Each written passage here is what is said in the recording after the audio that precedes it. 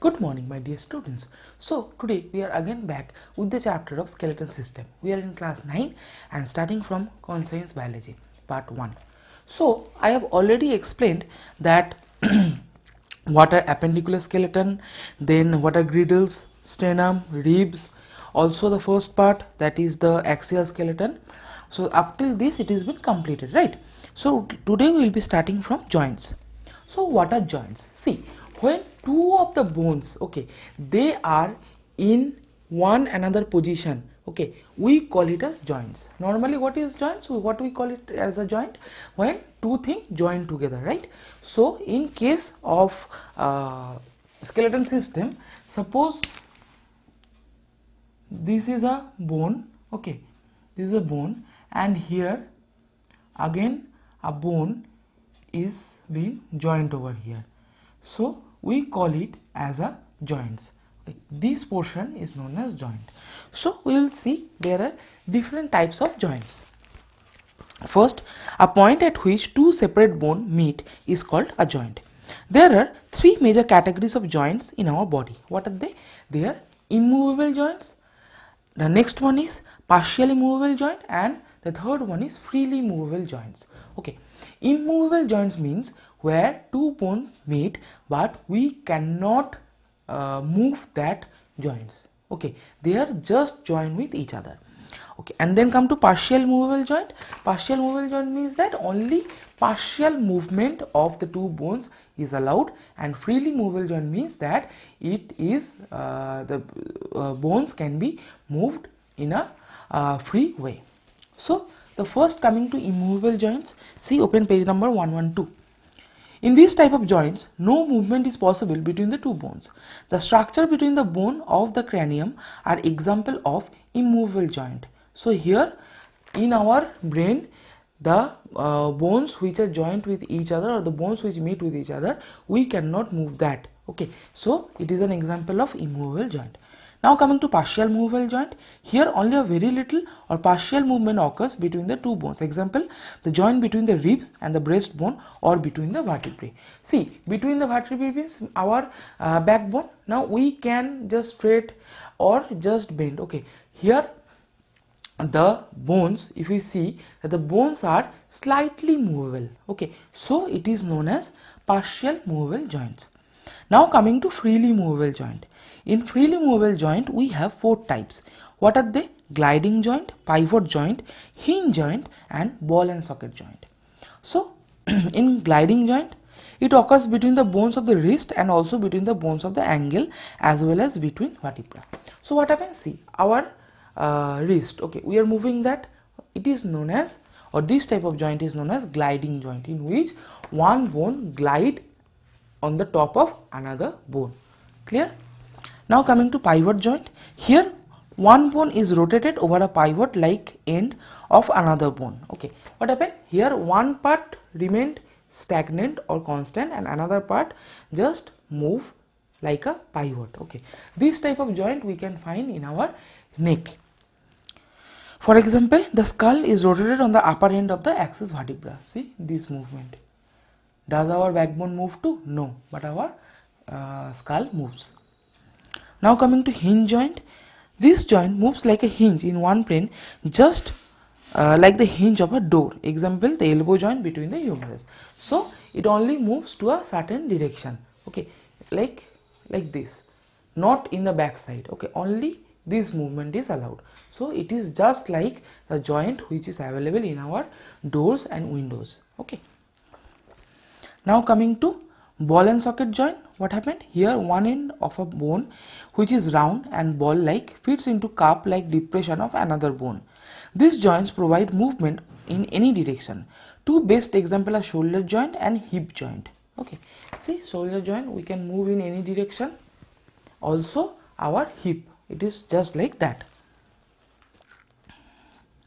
In the shoulder joint, the head of humerus fit into a socket or glenoid cavity of the shoulder girdle. In the hip joint, the large ball-like head of humor fits into the deep socket or of the hip girdle. Right? Now coming to one type of joint, which is synovial joint. Also we will learn what is synovial fluid. Okay, see, The freely movable joints stated above, like the shoulder joint, the knee joint, are also called the synovial joint. So this is a type of joint, but it falls under the category of all these four joints that I have already taught you.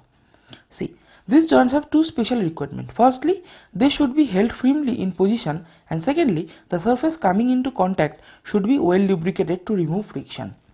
Now, for this lubrication part, what happens?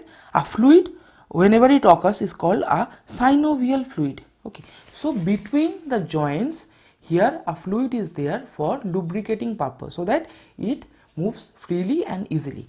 That type of joint fluid is known as synovial fluid. Where it is found? It is found in the synovial joints. The knee joint, for example, is a synovial joint. It is held in position by strong ligament and is well protected by an outer fibrous capsule.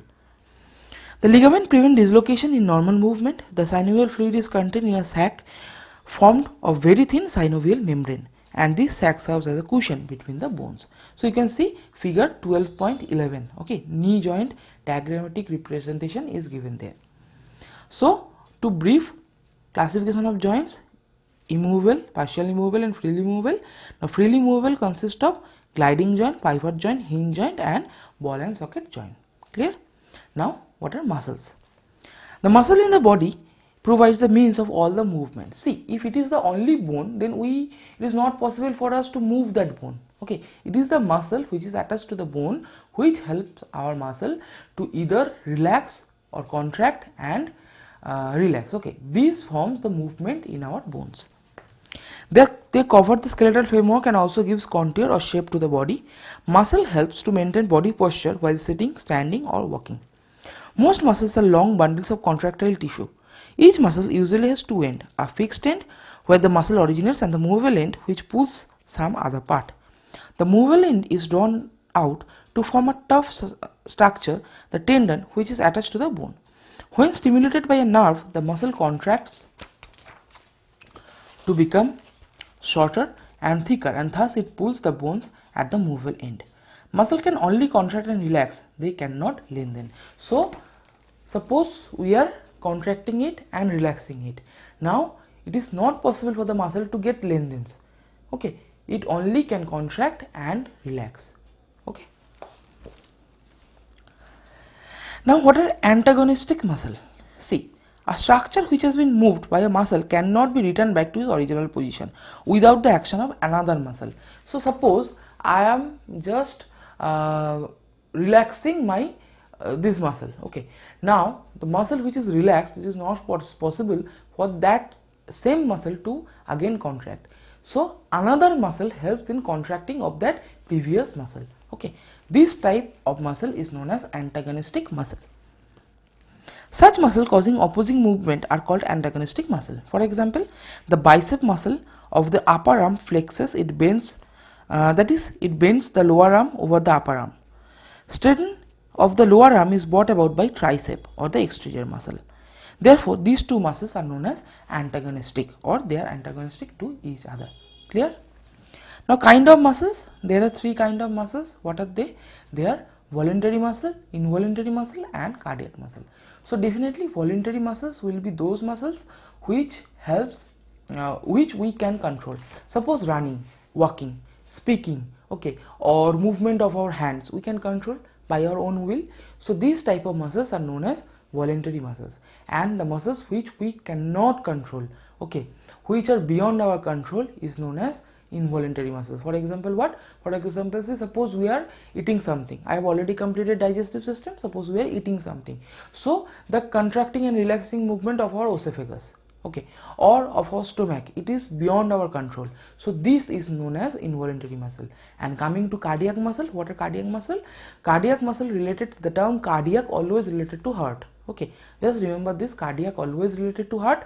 So cardiac muscle means that when particularly our heartbeat, okay, we cannot control that. So cardiac muscles are also involuntary muscle, but they are of a special type. Now lever mechanism. Now if you have remembered the three levers, okay, I have already discussed in the previous video lecture. If you have already remembered the three levers, that is class 1 lever, class 2 lever, and class 3 lever, then you would understand this. Also figure 12.15, go through this is very easy, you can see that. Movement of different part of the body are usually made easier due to lever action in the skeleton. The lever of the first order, where the power P and weight W act with the fulcrum F in between, is represented by the extension of the arm at the elbow by the action of tricep muscle A and resting of the skull on the first and second neck vertebrae. The lever of the second order, where the fulcrum is at one end of the lever and power at the other end with a weight in between, is represented by the gastrointestinous muscle raising the weight of the body on the toe. The lever of the third order, where the fulcrum is at one end and the weight at the other with the power in between, is represented by the bicep muscle fixing at the arm C. So this is the lever mechanism, and for this particular lever mechanism it is very easier for us to pick away load or to distribute the load equally in our body. Clear? So this completes the chapter, the skeleton system. I will be providing you the question and answer shortly, but before that, go through this chapter. As I have already told that there are lots of parts that you need to learn, okay, in this chapter, that you need to remember, especially in the first part. This joint part is very easy, okay, but in the very first part, that video lecture may be boring, but there is no other way. You need to learn that particular part, okay. So go through this chapter thoroughly. For any of the queries, any of the questions, do definitely ask me, contact with me, I will definitely try to solve that. But before that, go through this particular video lecture with your book open very attentively. I will be sharing you all the question and answer. So I hope you have understood the chapter.